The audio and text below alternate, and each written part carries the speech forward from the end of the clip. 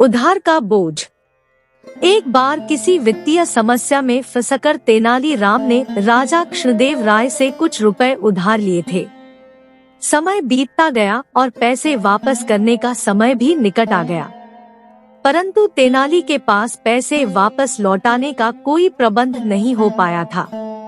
सो उसने उधार चुकाने से बचने के लिए एक योजना बनाई। एक दिन राजा को तेनालीराम की पत्नी की ओर से एक पत्र मिला। उस पत्र में लिखा था कि तेनालीराम बहुत बीमार है। तेनालीराम कई दिनों से दरबार में भी नहीं आ रहा था, इसलिए राजा ने सोचा कि स्वयं जाकर तेनाली से मिला जाए। साथ ही राजा को भी संदेह हुआ कि कहीं उधार से बचने के लिए तेनालीराम की कोई योजना तो नहीं है। राजा तेनालीराम के घर पहुँचे। वहाँ तेनालीराम कंबल ओढ़कर पलंग पर लेटा हुआ था। उसकी ऐसी अवस्था देखकर राजा ने उसकी पत्नी से कारण पूछा। वह बोली, महाराज, इनके दिल पर आपके दिए हुए उधार का बोझ है। यही चिंता इन्हें अंदर ही अंदर खाए जा रही है और शायद इसी कारण यह बीमार हो गए। राजा ने तेनाली को सांत्वना दी और कहा, तेनाली, तुम परेशान मत हो। तुम मेरा उधार चुकाने के लिए नहीं बंधे हुए हो। चिंता छोड़ो और शीघ्र स्वस्थ हो जाओ।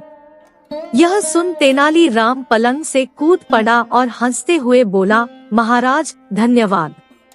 यह क्या है तेनाली? इसका मतलब तुम बीमार नहीं थे।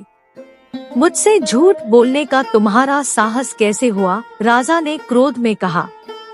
नहीं नहीं महाराज, मैंने आपसे झूठ नहीं बोला। मैं उधार के बोझ से बीमार था। आपने जैसे ही मुझे उधार से मुक्त किया, तभी से मेरी सारी चिंता खत्म हो गई और मेरे ऊपर से उधार का बोझ हट गया। इस बोझ के हटते ही मेरी बीमारी भी जाती रही और मैं अपने को स्वस्थ महसूस करने लगा। अब आपके आदेशानुसार मैं स्वतंत्र, स्वस्थ व प्रसन्न हूँ। हमेशा की तरह राजा के पास कहने के लिए कुछ न था। वह तेनाली की योजना पर मुस्करा पड़े। ऊंट का कुबड़। एक बार राजा कृष्णदेव राय तेनालीराम के किसी तर्क से बहुत प्रसन्न हुए और बोले, तेनाली, तुमने आज मुझे प्रसन्न कर दिया। इसके बदले मैं एक पूरा नगर तुम्हें उपहार स्वरूप देता हूँ। तेनाली ने झुककर उनको धन्यवाद कहा। इसके बाद कई दिन बीत गए, परंतु राजा कृष्णदेव राय ने अपना वचन पूरा नहीं किया। वे तेनाली को एक नगर उपहार में देने का अपना वचन भूल गए थे। राजा के इस प्रकार वचन भूल जाने से तेनाली बड़ा परेशान था। उसे समझ नहीं आ रहा था कि क्या करे, परंतु फिर भी राजा को उनका वचन याद दिलवाना तेनाली को अच्छा नहीं लग रहा था। इसलिए वह एक उचित मौके की तलाश में था। एक दिन एक अरबी व्यक्ति विजयनगर आया। उसके पास एक ऊंट था। लोगों की भारी भीड़ ऊंट को देखने के लिए इकट्ठी हो गई, क्योंकि उनके लिए वह एक अजूबा था। उन्होंने ऊंट के बारे में सुना था, पर कभी ऊंट देखा नहीं था।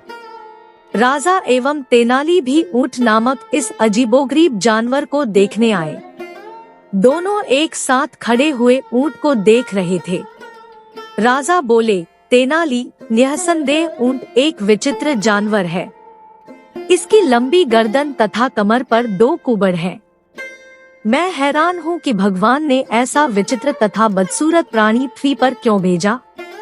राजा कृष्णदेव राय की इस बात पर तेनाली को जवाब देने का अवसर मिला और वह सदैव की तरह आज भी अपने उत्तर के साथ तैयार था।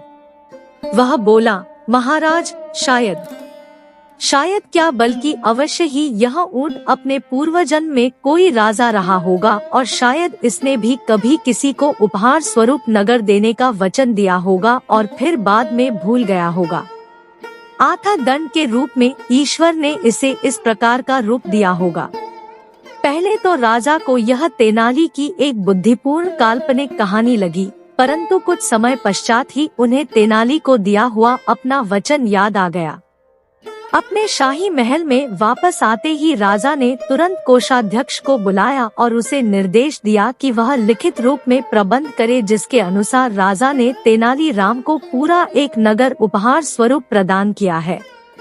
पूरा एक नगर उपहार स्वरूप ग्रहण करने के पश्चात तेनाली ने राजा को धन्यवाद दिया और इस प्रकार एक बार फिर तेनाली ने अपनी बुद्धिमानी से काम लेकर राजा को उसका भूला हुआ वचन याद दिलाया।